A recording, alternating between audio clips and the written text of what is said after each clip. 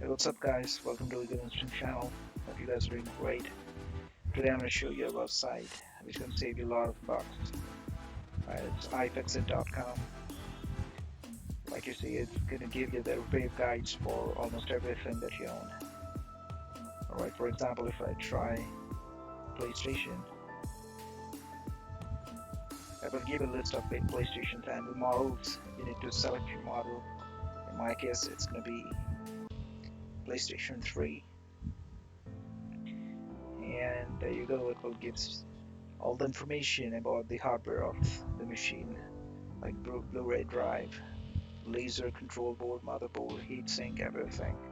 So you need to figure out where exactly is the problem. If there's a problem with the fan, go ahead and click on fan, and it gives you the step-by-step procedure process about how to repair that.